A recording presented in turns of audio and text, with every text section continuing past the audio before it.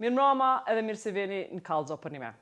Pas vizitës historike që ju bo Kosovës prej udhëhecit të shtetit Gjerman, ambasadorit edhe kancelarit të shtetit Gjerman Scholz, ne kemi ftu ambasadorin Gjerman në Kosovë, Jorn Rohde, me folë për Gjermaninë dhe ndikimin e saj ekonomik, politik, edhe edukativ, edhe kulturor në Kosovë e më gjerë. Ambassador, welcome to Kallëzo për një me. Thank you for inviting me. It's very ironic that our Prime Minister went all the way to America and met only an advisor of the White House, of the Secretary of State. But when he came back to Kosovo, in the small Kosovo, he was visited by a far more important person, the Chancellor of Germany. Tell me how did Kosovo become the first country that the Chancellor Scholz visits in the Balkans? I'm also very happy, like you. It was an historic visit because our former Chancellor Merkel only came to the airport at that time.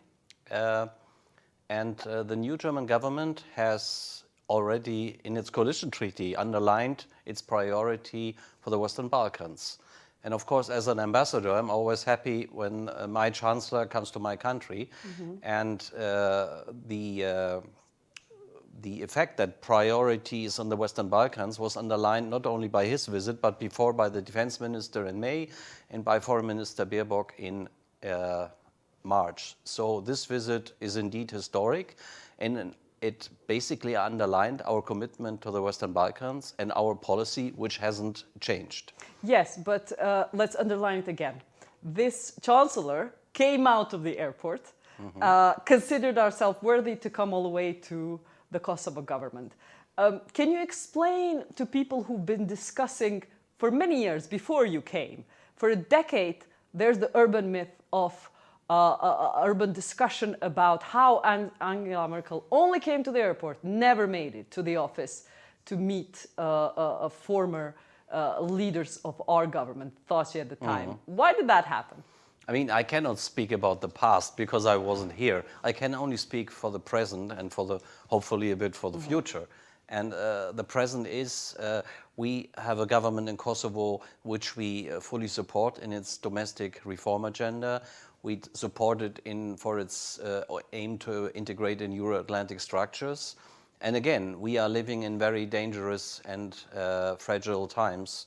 You know, the aggression war against Ukraine, the anxiety also in the Western Balkans is a fact. And we want to assure our closest partners and friends in the region, we are with you, we are there, we support you. And we also urge you to do your homework when it comes to things where we are not yet fully satisfied. And I think that was also the message why Chancellor Scholz came here. It's interesting you say that, but in the past I've interviewed lots of international diplomats who said, we are supporting your government on the way it does dialogue with Serbia. And it was our government always, our governments, previous governments, always made sure they pleased the international community by doing their best, being good boys in the dialogue. They were largely men. So now, it's not like this government, what I find interesting, and the nuance in your answer is, this government, you say, is doing a reform agenda, but by the standards of the dialogue and how much compromise the former governments used to do, it has not given way much to Serbia. Look, there are two things also in your question. The first thing is, we support any government who has a domestic reform agenda fighting organized crime, corruption, strengthening the rule of law. We see first results with this government. For the first time in 5 years, Kosovo has improved its standing on the anti-corruption index. So there was in the past, there were some slips. You know, we appreciate it. Second, Germany is the biggest investor, the biggest donor, the biggest trading partner, the biggest source of remittances for Kosovo. So, you know, and of course, also the biggest home of the biggest diaspora, you know, almost 500,000 Kosovars or Germans of Kosovar origin live in Germany. And all that underlines, combined with a situation in the Ukraine and the Balkans at the moment. The Kosovo government was the first one in this region within 1 day to fully align with EU sanctions. And if you visit countries, you visit first close partners and families, so to speak, with whom we share the same values. I'm sorry to make a parallel, but Angela Merkel visited Vučić regularly and not our leadership. So in the past, we have seen. That's why I want to probe this. Has there been a change of heart, and is Ukraine the reason why your government, who has, you say, is treating our government very seriously now, but has built up the reputation of Vučić as a serious partner in the past? So how come Vučić is not your first partner to go to in the Balkans? Also already, again, I cannot speak about the past. I know last year when my then foreign minister Maas came, we came also to Pristina. In the past, they were, slips in fighting the rule of law. I mean, you have seen statements by myself, by the Quint ambassadors, about developments where we are not fully in line with the government's decisions. The Serbian elections, how that happened. There are court decisions where we demand implementation. So again, I would say for us, it's not only Kosovo, it's the Western Balkans which we want to have in the European structures. We have to do our homework, and the Western Balkans have to do our homework, including Kosovo. Okay, so people that you've mentioned this moment where you as Quint members berated our government regarding their non-allowance to hold elections in the north. Can you tell me, a few months later, was the Quint too harsh? No. No, it wasn't too harsh. I mean, you don't regret that statement? I would say your wording is very harsh. Berating, we expressed criticism about that decision. But a sovereign government, and Kosovo is a sovereign state, has the right to make its decision. We have the right to criticize a government if it doesn't follow our advice. Do you have the same standard for Serbia when it doesn't do something well? Does Quint come up with a statement, 5 most powerful countries, to criticize Serbia ever for anything? Together in a statement. We criticized, Serbia has been criticized. It's always difficult for me as an ambassador to speak about another country, but I see plenty of statements where Serbia is criticized for not fully aligning with, for example, the sanctions regime. Okay. And especially when the Chancellor was here and was expressing in Serbia and here the need, if you want to be part of the family of the EU, you have to also take the club rules, and that means also aligning with sanctions. But in the don't you think now, in retrospective, since that statement, we have more democratic MPs in the Serbian parliament than we used to before this election?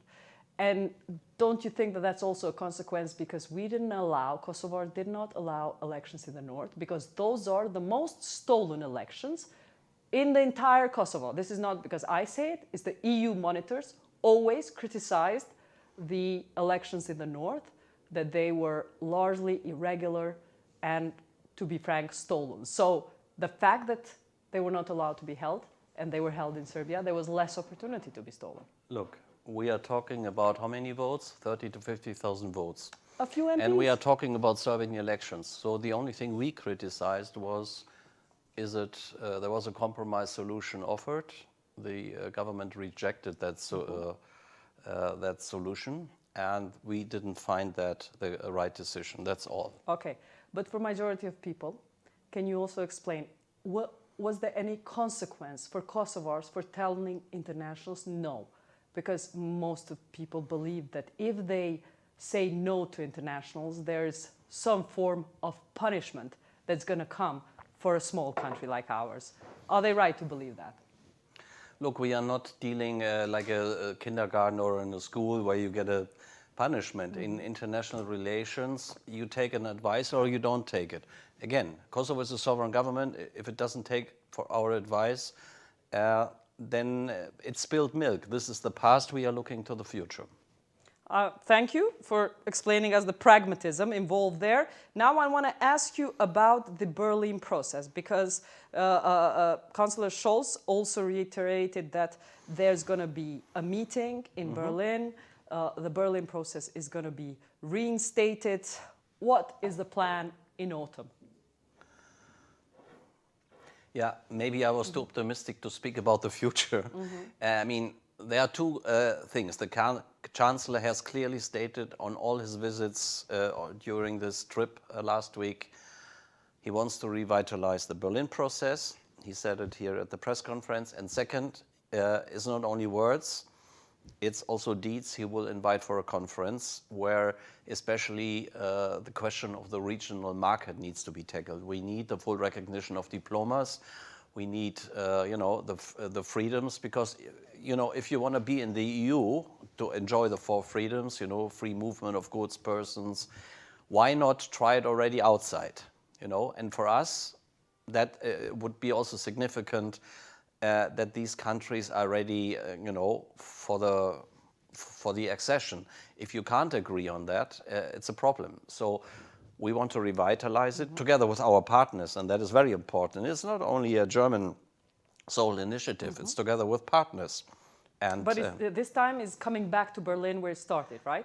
Yes, I mean, he took the initiative to say, you know, we started it, and if the person or the country who started it, it was Chancellor Merkel, he takes up the helm, and, you know, he also will invest personally a lot in it. And that is significant. I mean, like, it is significant that he visited here because it underscores personal engagement. And the Berlin process has all the ingredients to make it a success. It is inclusive. All the 6 countries are there at the moment because of the Kosovo-Serb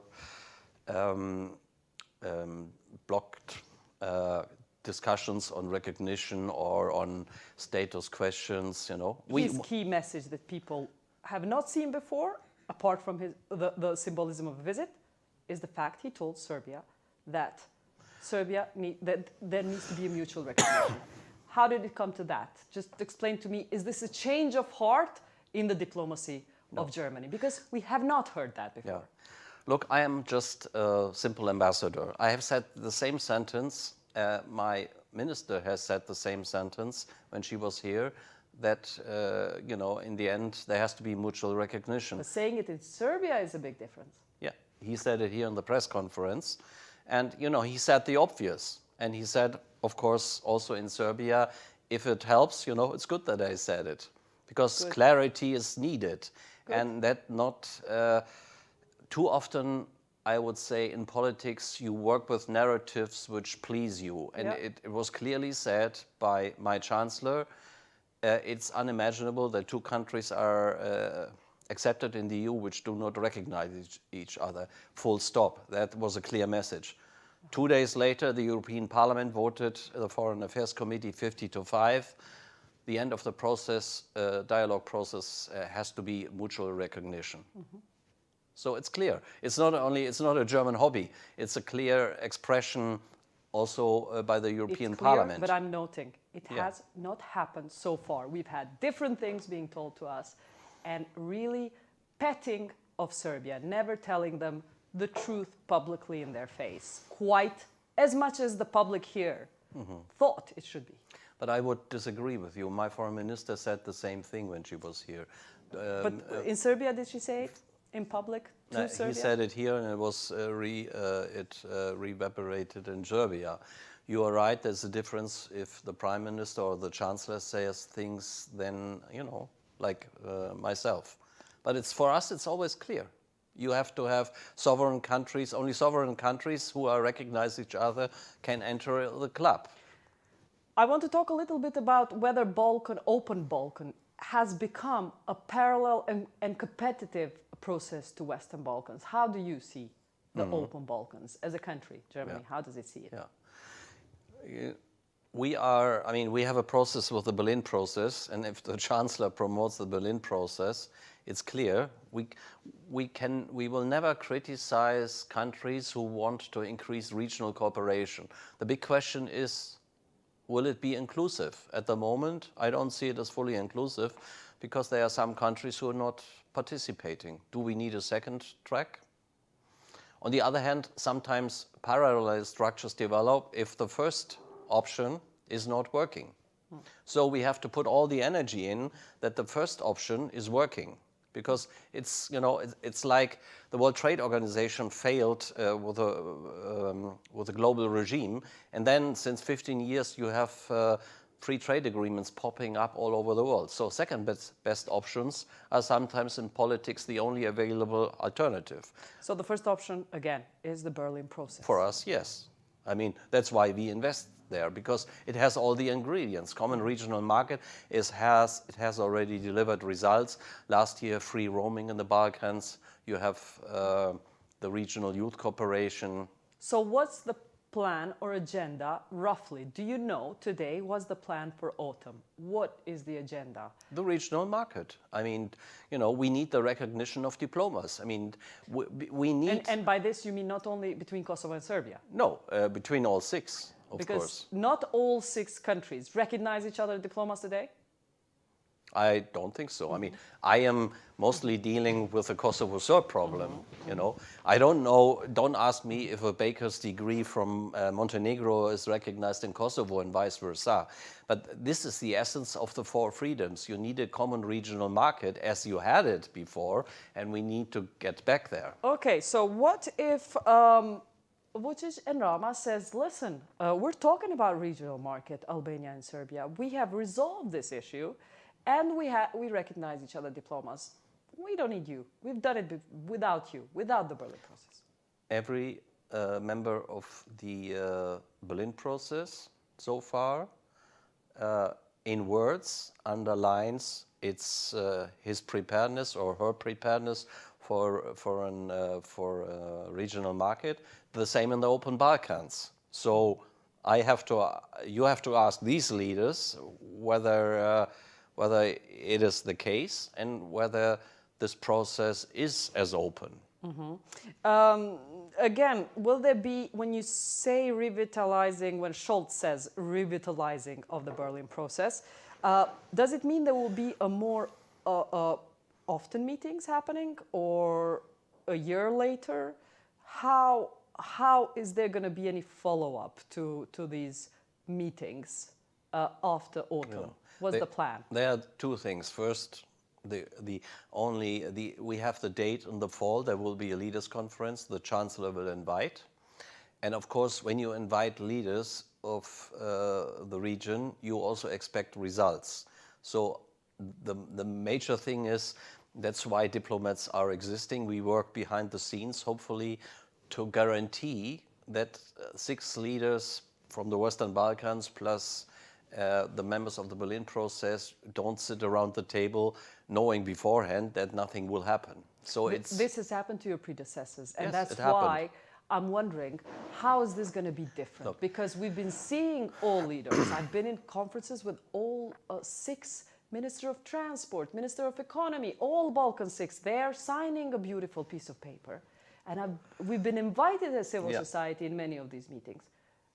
Great when you're there. Nothing happens later. How are not only you and we going to make sure that they deliver? That's the eternal question. Are you a pessimist or an optimist? I am in a job where I always say the glass is half full. If I don't believe in that, I wouldn't sit here talking to you, because I would be only turning negative. But we have different times now. We have a war in Europe, unimaginable some months ago, and we need to have results. And I think every leader, we cannot make Kosovo jump, we cannot make Serbia jump, but we can help them as much as possible that they are ready to jump and take and show political leadership. I want your comment on Kosovo's application to the Council of Europe. I want to know if this is done with coordination with Germany and whether you're helping Kosovo in this process. My Foreign Minister, the Chancellor said it, we support Kosovo's membership in the Council of Europe. The Council of Europe is the first organization, dedicated to promotion of human rights, democracy. So we support Kosovo's membership. We are very much, let's say, determined that it becomes a success. For that to become a success, it's paramount, I think, to proceed, I think, with close coordination with your partners. Because there are 46 member states, and not 12 of these countries have not recognized yet Kosovo. And there's a procedure in the Council of Europe, which, you have to generate goodwill and a positive momentum for that. And up to the end of the year, Kurti has said that they want to apply, that Kosovo will apply to get the status to become member of the EU. Is Germany going to support this process? Look, there are rules, and for membership, you have 5 non-recognizers. Difficult, but I fully understand the ambition of the government. Kosovo is the most pro-European country. But again, coming back to the Council of Europe, you have a procedure there. You have a parliamentary assembly. They need to adopt with 2/3 majority a recommendation that Kosovo should become a member of the Council. And in these recommendations, I worked for the Council of Europe as a desk for several years. Okay. And I was part when Croatia '96 acceded. There are lots of, recommendations, you can call it conditions. And, the more Kosovo is proactive on, minority rights, rule of law, we have this famous court decision we are always talking about, The court decision of the Gjermanisë you're mentioning, right? So this is something that constantly comes back to Kosovo. and Can you explain to majority of people how important is this for Council of Europe? Let's just say application to Council of Europe. How important it is in this conversation? So, as I said, the Parliamentary Assembly, to my experience, and when you look previous accessions, Montenegro 2006, there is a list of 20, 30, 40 recommendations. You have to exceed this convention. You have to nominate, I don't know, an ombudsperson for that. And I'm quite sure that this decision will figure in the recommendations that it needs to be implemented.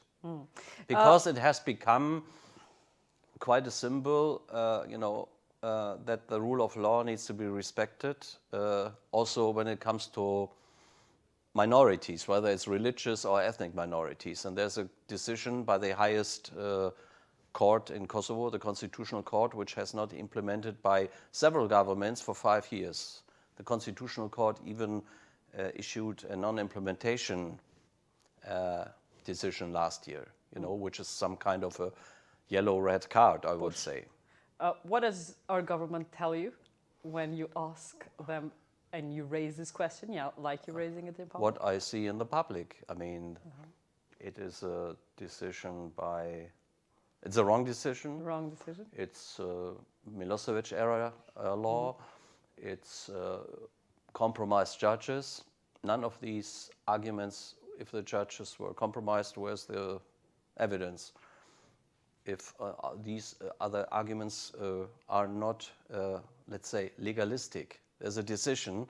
I often don't like court decisions. It's like when I raised my kids, they didn't like my decisions, but they were decisions and they had to be followed. And the highest court of Kosovo decided that this decision is lawful, register the land. The land is anyways used by the monastery.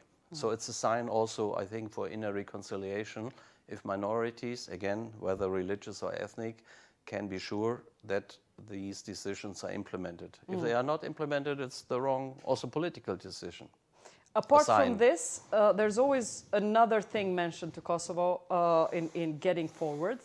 Chancellor Scholz, despite of all the messages we liked, and we say that it was such a symbolic and important visit. He also said he wants to see a constructive attitude from Kosovo in the dialogue. Now, this is such a, let's say, a cliche phrase. So many people have told us so. Can we dismantle it a bit? What do you mean? What do the international community mean by when they say constructive? Mm-hmm. For example, you have the dialogues in some years. You have a lot of things which haven't happened, you know. And sometimes people, you know, you would have also said, is the glass really half full or is it almost empty? Now both sides say we are very close to a deal on the energy in the North question or on missing persons, constructive behavior, you know, from both sides. Where we haven't, you know, when you, to speak in your terms, to dismantle it, you know, one of the key issues is this famous association of Serb communities. So is it constructive to only say, we do not want a second Republika Srpska, that's why we don't even want to talk about it. I fully, you know, I've also said it publicly, I don't want a Republika Srpska, nobody wants it.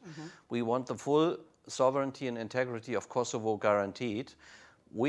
But what we would like is to put an offer on the table which is in line with the Constitutional Court decision of 2015 and which doesn't undermine Kosovo sovereignty. Have I seen that?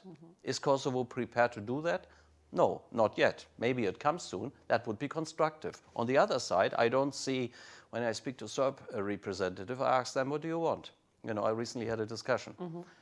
No real answer. Yeah, you know, education, health, garbage collection. I said, where's your proposal? So there are two white elephants on each side, and constructiveness for me is put something on the table and then we can talk about it. Okay.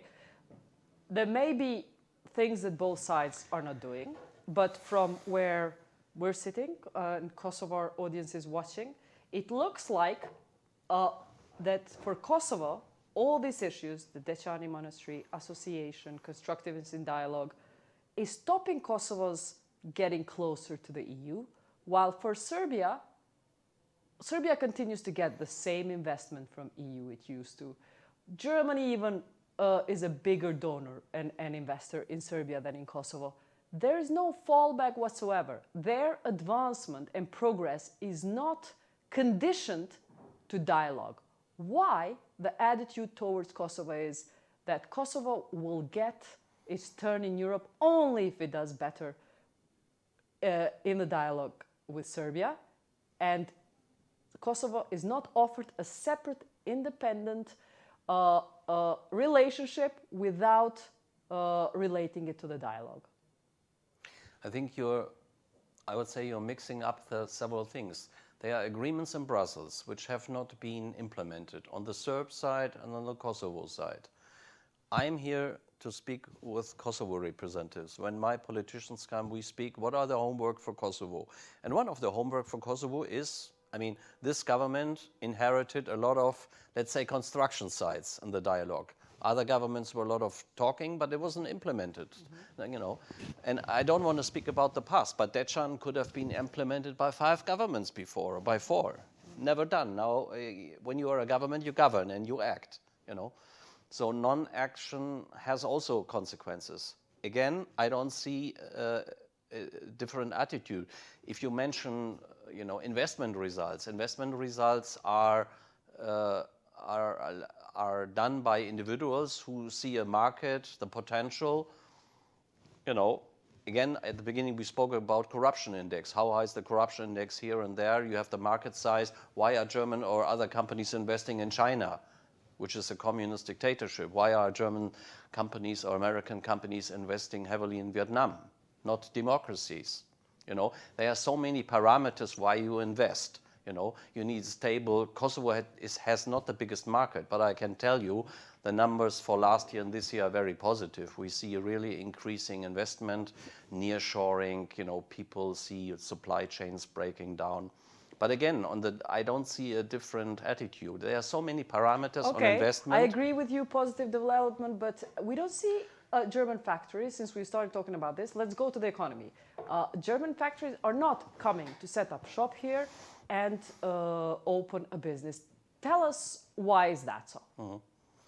Yesterday, I was at an event, 15 years of Konrad Adenauer Foundation, and there was a German MP there, because he was also here because a German company set up its lab structure for the whole of Western Balkans in Kosovo. It's an old family-owned company, and they didn't set it up in Montenegro, Serbia, Macedonia. They decided for Kosovo to serve the whole Western Balkans. They will do lab testing, you know, if you want to have certify your products for export in the EU. So there are examples. When will they come? They opened the factory. They opened the laboratory yesterday. No, on Tuesday. The president was there. And how many people are they going to employ? It's not about the people. It's about the sign. I mean, of course, you see the big factories. You know, let's talk in 1 year again. We are now in a very volatile time, and we see positive. I'd like to talk in a year's time, but I'm also remembering, and many people who watch us tonight remember how many German companies have pulled out of Kosovo, have almost come and never made it. That's why I'm interested to know what complaints do you have, legitimate complaints from investors that they would like to see change in Kosovo in order for them to come in more masses, like for me and you in a year to be able to talk about more companies. What is the obstacle? I can only tell you what I experienced when I ask people from companies, German companies. And the big difference is, in former times, they had calls from politicians, where's my cut if I help you with an investment? This doesn't happen anymore. But this alone is not enough to have a company decide to invest. You know, you check the market, you check the size, what are the obstacles, what are the costs, and that takes time. You know, it doesn't come. But once you establish a positive story, I think that is a good sign. And last year, German investments were, I mean, investments into Kosovo went up 30% net. This year again, we see Germany is the biggest foreign investor, 30% average share. So it's not transporting yet in, you know, I can't tell you I have a 2,000 person factory which is opening up, no? Okay. One of the things that investors tell us when we, as journalists, talk to local producers, not just international or German investors, they tell us that how difficult it is for companies in Kosovo to transport the produce that is made here, to spread it around because of freedom of movement, blockades and bureaucracy and non-acceptance of the paperwork. Is that one of the reasons why a big company from Germany would see Kosovo not the best place to make something for the entire region? Again, that's one of the reasons why we want to make sure that the Berlin process becomes a success, because exactly that is one of the hindrances, that logistics is a problem. But I was recently, you speak about local producers, I recently visited the Komodita factories in Jakova. You know, they are opening now production lines in for UK and for Germany. They are now on the German market, selling through Amazon Germany, through Otto. Selling beds, right?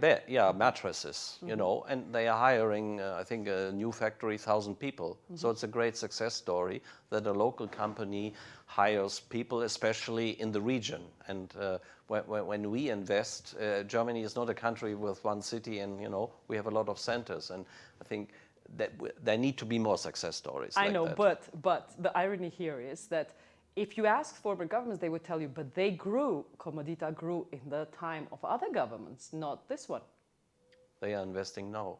Would you invest if you don't have confidence that the environment is there, that you have the workers? I mean, first you need the workers. True. I had German companies, they came here last 3 weeks ago. They told me They're not investing anymore. In the past, there was a lot of investment in Macedonia. They say, we don't find the workers there anymore. We have to, that's why they're looking now at Interesting, Kosovo. because we have companies here complaining they don't find workers. Yeah, I'm interested also. to know whether companies are finding enough workers in Kosovo.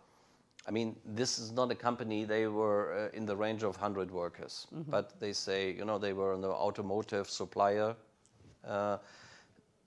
chain, and they were saying, no, in Macedonia, the market is dominated by another German company, and we could not compete. Let's talk about the other obstacle that you tried in the conference with Scholz. There was a mention that there's going to be elimination of double taxation between Kosovo and Germany. Yeah. Can you tell me more about when do you expect this agreement to be signed, considering how many Kosovars work in Germany that are from here?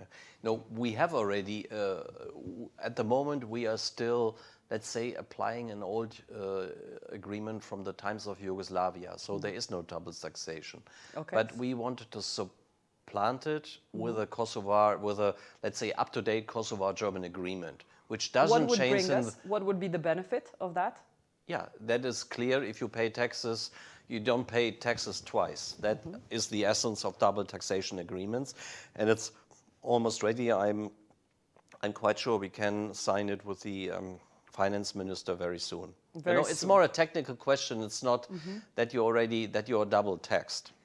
There's also, I want to also talk about the possibility of German companies' investment in energy in Kosovo, especially since we now have a new energy strategy that's up for discussion from the government. It's just been opened. What is in this, what is the plan? Because we know in the past, and we see from this strategy, that there is an ambition to renovate or build a new two blocks of the Kosovo A, and in the past the Bilfinger company was the one that was showing interest to build these new blocks of the Kosovo A power plant. We don't support anymore fossil fuel energy structures. Not even rebuilding, reconstruction? No, I mean, there is at the moment, I think, maintenance and some modernization of Block A and B that is to be done, that is through EU measures, because they still have a longer term possibility to give loans for that until 2024. But I'm not sure. What we are heavily supporting is, I mean, you saw it at Foreign Minister Baerbock's visit, is renewables. We know fully well that you can't even in Germany from today to tomorrow change to renewables. But I think it's very important that as fast as possible renewables get a boost, and that the government here creates the framework conditions for that. Will there be German, have you talked about German investors wanting to invest in renewables? Yeah. I mean, there is this company who did Sovi in Bagora, which was opened, 100 megawatt, when Foreign Minister Baerbock was here in the Bagora Mountains, the wind park, which has a maximum capacity of 100 megawatt, so 50,000 households. Many people say Kosovo has no capacities, but I'm interested to know, as a German, you are coming from a country with far less sun than us, and you have such a lot of investment. What would you tell Kosovars who are skeptical about renewables? It's not only about sun, it's about wind. You have a lot of sun. It's always about the structures. When I come from a province, we don't have much sun, really not. It's really English weather in North Germany, but we have a lot of wind. So our wind in peak times is 170% of capacity of what we need in my province. So we need to export the wind to the German industrial centers. The problem was for long years that we did not have the transmission lines, because local people, for example, were opposing the big cables, in front of their garden, so to speak. Or we didn't have storage capacities. So Kosovo, for quick expansion of renewables, needs storage capacities. It's about land, what can the municipalities do? All these questions have to be tackled. It's the whole infrastructure and environment. Talking about German investors here, there was a story that Mercedes wanted to come to Kosovo, but in the end ending up going to North Macedonia to open a factory. Do you know why this didn't happen in Kosovo? No. You do not No, know. I don't. I know that in the past there's an auto supply environment in Macedonia. So maybe in the future you have investments here. But again, I want to say I have investors who want to invest here in renewables, and I'm sure you will see a lot in the next 12 months here. The other investment there is, I mean, you speak about what there will be, but what there is right now is a lot of investment in call centers. People who speak German are being hired in call centers in Kosovo to give phone services. Now, is that the best example? Because we often hear that they are tricking people while talking to them in Germany. Do you get such complaints? Yeah. I mean, there was a widely reported investigation in German Kosovar police raid last year because they are these, let's say, bad or illegal call centers which trick people. But you have a majority of very professional call centers who serve the German market because of the factors you mentioned. High number of young people who speak fluently German, and if you call Adidas in Germany, you often end up in Kosovo because the customer service is done here. And the German Kosovar Business Association, together with the embassy, 2 weeks ago, we initiated a clean call center association to basically underline the professionalism of these call centers and to separate them from the bad guys. In the end, we also saw some people, some investors meeting the Prime Minister of Kosovo, German investors. Can you tell us how many of them became really credibly interested in Kosovo? And are we going to see any investment from those people in that meeting? I mean, not every German investor or foreign investor, but you speak, of course, about German. We are not involved. Sometimes investors decide, to not use like either embassy channels or the business association because they have contacts through consultants or often diaspora Kosovars who. So you would have to ask the Prime Minister what their, let's say, success rate is at the moment. I can't give you a clear number on that. I can only give you numbers, what I experienced in the last 2 years, and there's a real increase in interest, and there's also a factual increase in real investments. Let me speak about this former German barracks in Prizren, where we have now 15 companies there. Yes, tell us about that. It was a German camp, K4 German camp in Prizren. Today, 15 companies. 15 companies. That are German? Yeah, they are Kosovo companies, Swiss companies. What do they produce? They are in the IT sector. You have the university, the private university there, UBS, who have a campus there now. We have, for example, at the moment, there are companies who want to relocate from Vietnam into Europe, and they are looking at Kosovo, and they want to produce small machinery there for gardens or so. These are small steps, but it's an innovation park. We don't want to take. This is a Kosovar-German joint investment, so the Kosovar government, as the Chancellor also announced, co-finances that. So we both want to make this innovation and business story. That's an amazingly, inspiring story, and I've mentioned it especially, that innovation park ending up former army camp to innovation park. I mentioned it in a story when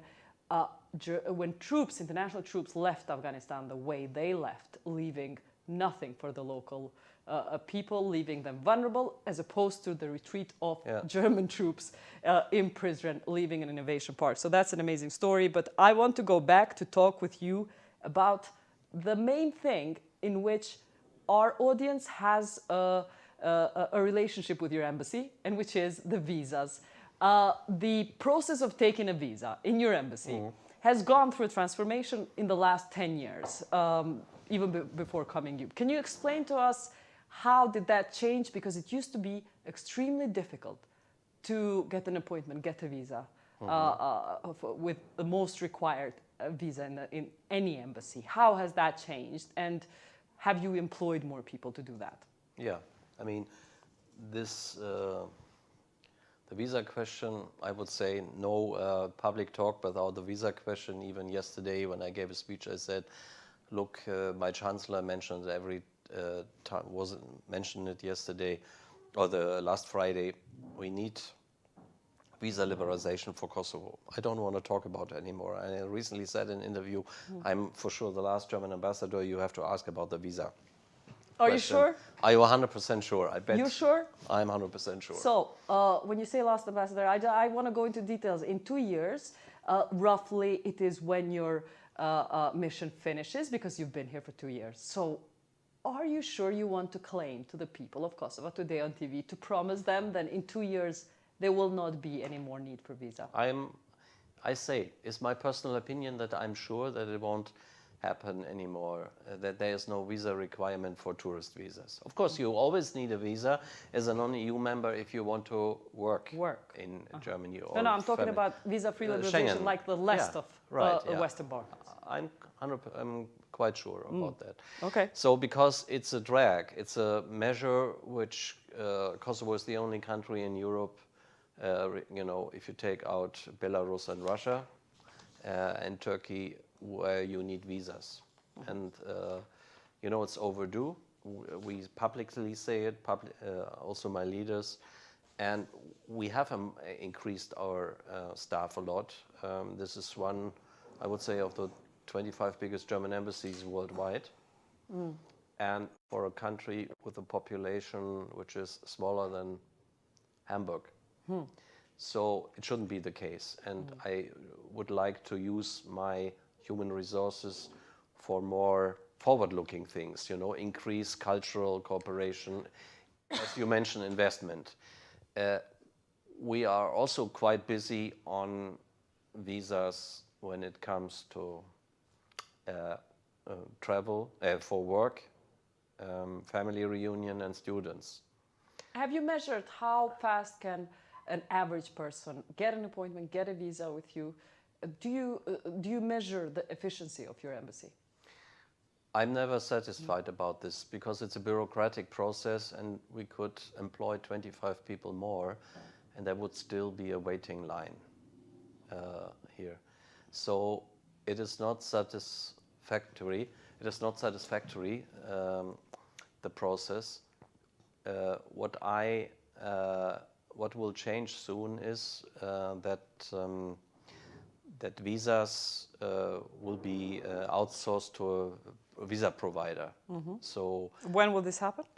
In the fall, early fall. In September. Yeah, in September. If there is still it's interesting visa. that the Swiss do it like that, and they're very efficient. Yeah. Are you promising more or less efficiency from autumn? The same. The same. Because the providers, I have been working in other embassies where it's the same situation. There is not normally after some, how you say, transition time, there's no more waiting period. Can I ask you, when you said Mr. Vučić has said the 25th of June is the date when Kosovars will get the visas. It's funny how he knows. Maybe someone told him, but you're saying 2 years. But in the meantime, what I would ask you is, do you have any direct communication with France over visas as a country? Because we see Germany enthusiastic, France not so. How are you working with France? First, I would like to correct, I didn't say the last 2 years. I say I'm the last German ambassador, I'm sure. It can be. It can be that you're here for next 7 years? No. No? No. 5? No.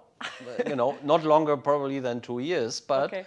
I'm hoping that it hopefully happens still this year. I can't answer you No, your many comment people- about President Vučić. It's great if it happens in up to 2 years. It will be great Yeah. this year. But up to 2 years, you're not the only diplomat who's come to the studio and he said, in my lifetime here, the visas Can will imagine, be done. So I'm quite, I'm quite wary to believe Yeah. these. So are the audiences. But I'm happy that Yeah. you're an optimist. I want to be, as I said, I want to be nice, of course, and it should happen. And regarding your question, of course, About we speak to our partners, but we also tell the government that they also have to do their, let's say, lobbying with those skeptical countries. In the end, it's a common European decision, and we hope. The Chancellor underlined it. The Commission says Kosovo has fulfilled all the requirements, and it should happen rather sooner, much sooner than any later. Talking about visas, there's also a worrying issue about doctors leaving Kosovo, nurses leaving Kosovo to work in countries, rich countries like Germany. Do you have any numbers? How many have there been in this direction? I don't have numbers for the German embassy. I only read that in the last 2 years, 300 specialists left Kosovo. Then can I be a bit more direct? Yeah. Is it fair for a rich country to take doctors, nurses from a poor country? Yeah. What do you expect? What kind of answer do you expect from me? I will be very politically incorrect. Can you not give visas to doctors or nurses? Because we need them here? Yeah, we have rules, I recently saw a comment by a Croatian minister who complained also that young Croatians who are in the EU leave for Germany, and that every specialist, not only doctors, should pay 50,000, Germany should pay 50,000 euros. But emigration is a personal decision. What we try, and of course I know as an ambassador, what is good for Germany is not good for Kosovo.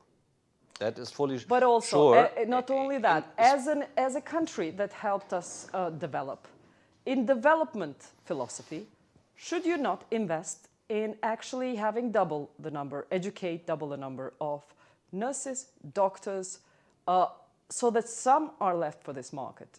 Do you ever think of investing in education? Yes, we invest in education. Kosovo, through our cooperation, we are investing in vocational training for 20 years now through GIZ.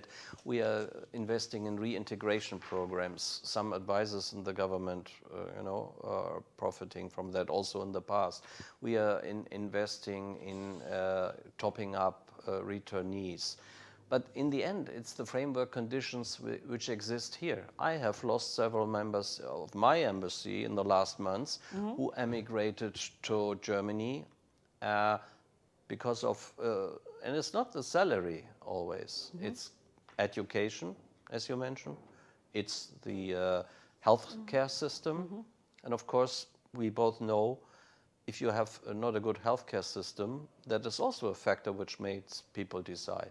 My parents emigrated in the 50s to Switzerland because the economic conditions in Germany were not, after the war, very good. They returned 15 years later. Again, immigration is a personal decision, and free countries cannot impose, because it's, the will of, or it's bad. East Germany, always, I remember when I grew up, doctors, the German people, the East German people paid so much for the education, they had a wall. Is that the solution? No. Freedom is, in that sense, limitless. Yeah, but I want to turn around. First, I want to say we share your analysis too. Our research shows that people are migrating also because of these two reasons. Education, better future for their children, because education system in Kosovo remains the worst system almost around the world. PISA results tell us that. But I want to turn around the question to you, is that because Germany has been a big investor in education through GIZ, do you take some responsibility as a country for failing to improve our education system? With your donor funds, our education system has not become even a bit better. Might be too harsh for you again, but the results of children who graduate show us we are no better. Yeah, you mean by the way, Germany's PISA results are also not, let's say, the first top 5 or so. If you go to the Scandinavian countries, they always end up in the top notch rankings in education. So we also have a continuous debate. Let me just remind you, we are in the top last 5 in the world. Yeah. Last 5. Again, we support governments in improving the system. We can never, how good we are, we can never, let's say, supplant a foreign or sovereign government in its work. We can support, improve, but it's the decision of Kosovo how to organize the system. It's definitely the responsibility of Kosovo. Our governments have traditionally invested in asphalt, but not in education. Where should our focus be? You need both. If a doctor, returning to your question, earns, I don't know, 700 euros, exactly. That's the and average. a waiter earns 300 to 400. Yeah. And in Germany, they are looking for doctors, but they are also looking for waiters. They are looking for people, not only in Germany, who are working on construction sites. So it's not only the qualified who leave, it's not only Kosovo. The whole Western Balkans has a huge net emigration rate. So the main thing for us is to improve the framework conditions here: education, environment, health. And of course, you need to improve salaries. Do you talk to Kosovo government about these? Yeah. About education regularly? Yeah, of course. We through GIZ we are involved in Fit for Jobs program, for example, in the vocational training. But I've been now 30 years in the Foreign Service, and I've been in a lot of countries where everybody says you have a wonderful vocational training system, the dual education. But in a lot of countries, even when I was in Canada, you need a century-old infrastructure. In our system, chambers of commerce have basically a role. They are part of the system. The state is there. It's not a beggar my neighbor policy, and it's very difficult if you don't have the same structure to copy a system. But you can take elements and make the best out of it. And there are good examples. For example, this private school in Prizren, Loyola Gymnasium. They were run, I think, by Jesuits. They have now opened a professional school. They are working with companies together. And these are elements of the German system. The companies know the people they employ, and the people go to the school where they learn skills which you don't learn in the company. For example, you become a mechanic, but you also learn in the school bookkeeping, because later you might become self-employed and you need to know how to write bills, not only to fix a car or something like that. I want to talk about something that is a bit more controversial. When I invited you for an interview a few months ago, I wanted to know whether you regret tweeting about Xhafer Devës' house the way you did. No. You don't? No. I have, again, I said it also, I have nothing against renovation of a house if it has architectural value, and also I don't have anything against renovating Xhafer Devës' house, who is a historical figure. I didn't even know the person, then I read a bit about it, and you have to put history in the context. Germans did horrible things in the past, also in the Balkans, massacres, and dealing with the past is a very difficult issue. It has to do with reconciliation, to admit something. And Xhafer Devës is a historical figure. He was, what I said on the tweet, he was a collaborator with the Nazi regime. He was employed by the German Wehrmacht since 1941. So is there a policy, can you explain to us, in Germany, do you do you not use Hitler's houses for anything, or Nazi houses? Do you let them be destroyed, or they're still of historical significance? I would say the most famous, there are several examples. Okay. The famous example is the house where the conference was held on the extermination of all Jews in Europe, the famous Wannsee Conference. That house is in Potsdam, near Berlin, at the Wannsee, and that is now, that house is preserved and is now, in a way, you can visit it. So why do you mind Kosovo preserving Xhafer Devës' house?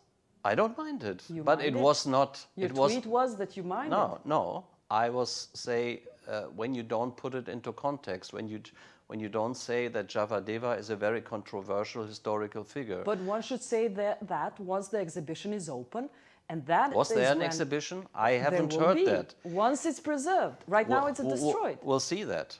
We'll see that. But why did you hurry, judging Kosovo that it's somehow highlighting a fascist collaborative? Why did you think? What gave you the right to think that Kosovo doesn't know its own history and it will do that? Why didn't you have trust in Kosovo doing that itself? Yes.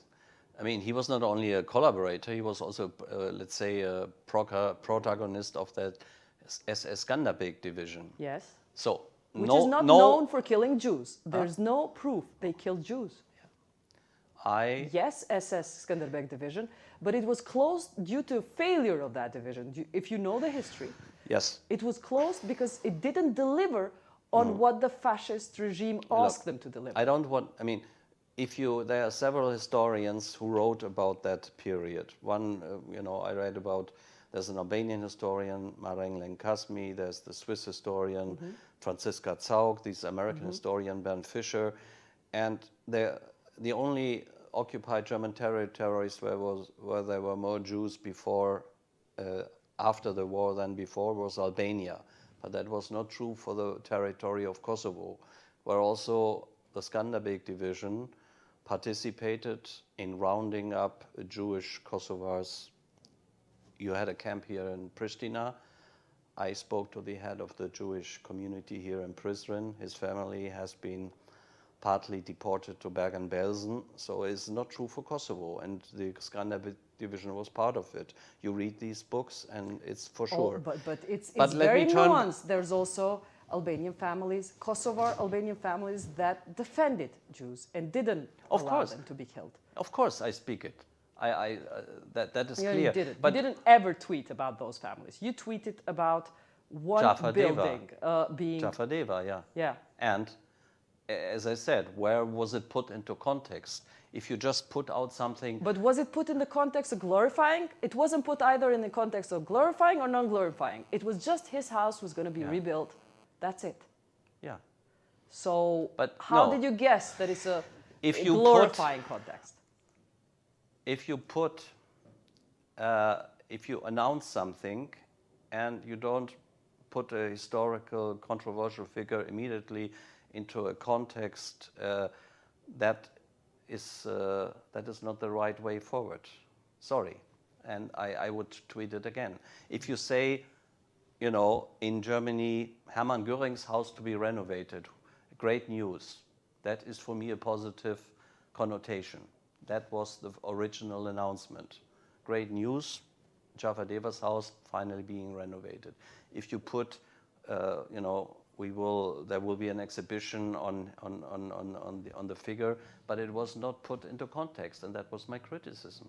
They should renovate it. But also you were seen as responding to the news of two Serbian portals trying to paint Kosovars as Semitic and anti-Semitic, and that you responded to Serbian propaganda. Basically, can you tell me your comment on what our Minister of Culture said, that you responded with that tweet to Serbian propaganda about Albanians? I would refute to say it becomes from Serbian or Albanian or whatever Montenegrin sources, it's wrong. Of course, there might be people who have a certain narrative, but you can be sure we researched before we sent out the tweet. And Xhafer Devës, even in Albania, is seen as very negative. You know, the massacre of I think February 4 in '44. In Albania, Yeah.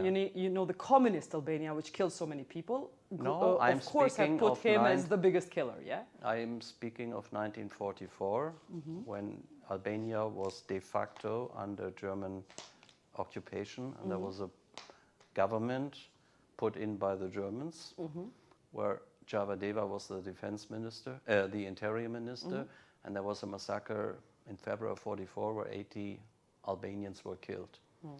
And that was Xhafer Devës and his troops, or his personal guard, or whatever. So I haven't heard. But that's not the reason not to build his house. Nobody is disputing this. But Yes. even Enver Hoxha's house, who killed so Yes. many people, is rebuilt in Albania. Not German ambassador of Albania didn't come out with a tweet to judge Albanian government for keeping Enver Hoxha's house. Yeah. How come you have that freedom here to tell Kosovars how to that not to trust them and looking at their history? Why do you give themselves that right when neither German ambassador in Serbia would ever dare tell Serbian institutions how to treat their even recent leaders? Like Mladic gets glorified in Serbia. Your German counterpart in Serbia never makes a tweet. Why do you do that in Kosovo? You know, you're mixing up again things. You I am. compare myself to others. I did send out this tweet because I wanted to send a clear message. If you don't say, if you only say something without putting it into a context, you know, great news, Xhafer Devës' house is renovating. For me, it's the same message as if we in Germany would say, you know, great news, Hermann Göring's house is renovating. That glorifies, or at least gives suspicion that you glorify this person if you don't, let's say, explain it. And there was no explanation. I'm just talking So about it's same standard. Why doesn't German ambassador in Serbia tweet about the fact that Mladic is named, a street is named after Mladic, or that he gets glorified? The German A recent ambassador, criminal. we have complained about murals in Belgrade about that. Maybe you haven't followed it, but we have complained about it. And I can only tell you but that's you my have, standard. For example, Dražen Mihailović, that has got monuments in, who was a fascist, Serbia fascist, has got monuments in Serbia.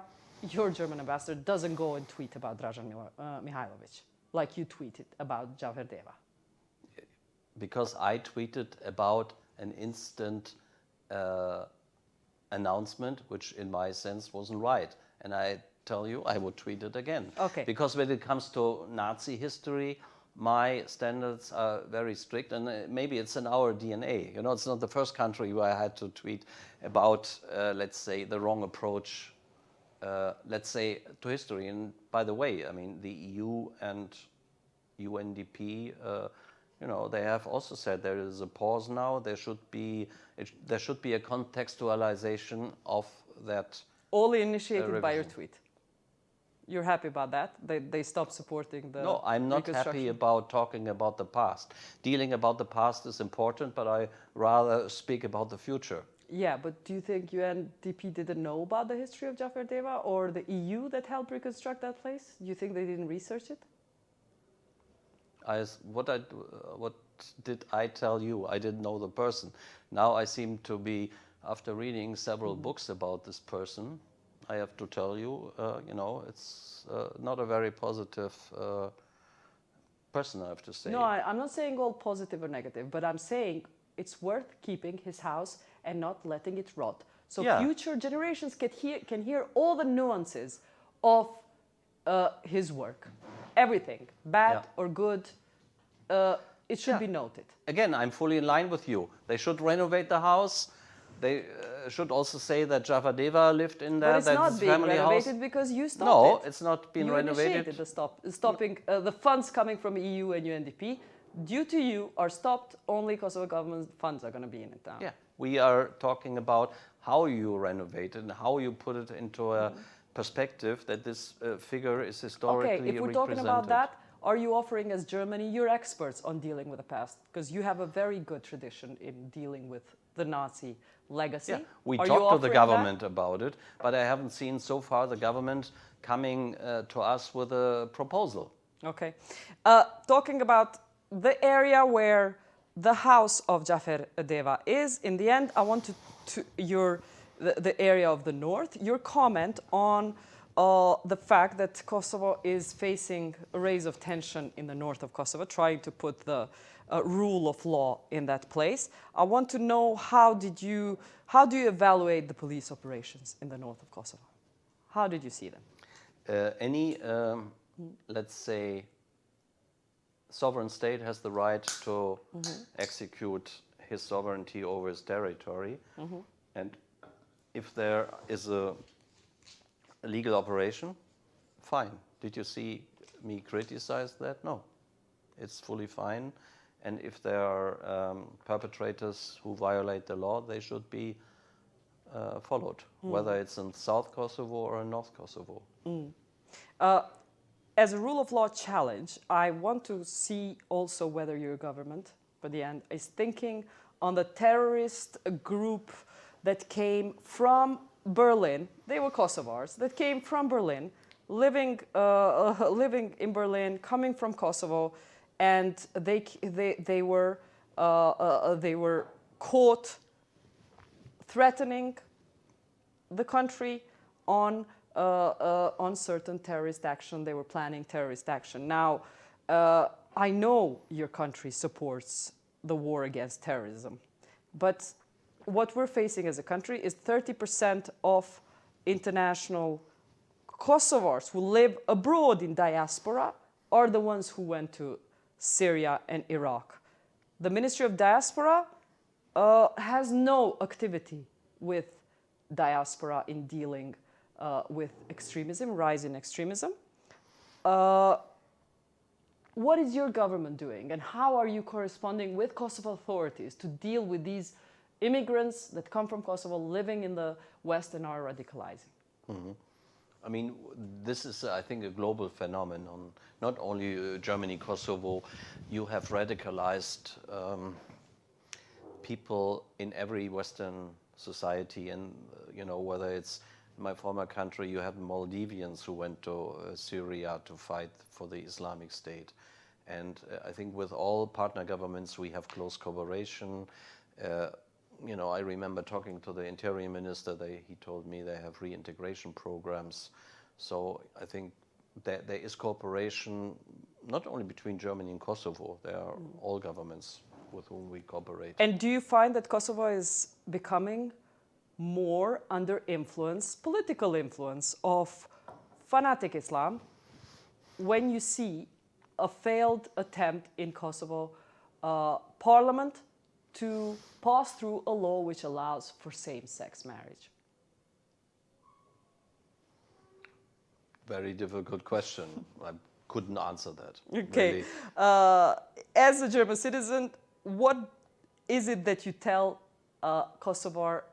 German visitors to visit in Pristina, finally? Like, not in Pristina, but in Kosovo. What is the most, in the end, your favorite thing to do in our country? To visit, see, and experience as a tourist trip to people who come from outside? Yeah, at the moment my daughter is here, so we visited, for example, on Monday, Tuesday, we went up from Prizren to Prevala, the beautiful mountainside. Even 2 weeks ago, I went hiking up to the Montenegrin border. I like very much the old bazaar in Jakova, and of course, heritage sites like Grašanica and Dečan, beautiful monasteries. One of my sons, when he was here, was saying that is the most beautiful church I've ever seen, Dečan, But especially, I would say the nature is great in the Rugova Mountains, Shar Mountains, and It's just unfortunate. I think the governance in the parks should be better. When I was hiking up in the Sharm Mountains, they were cross-country motorbikes going up the national park.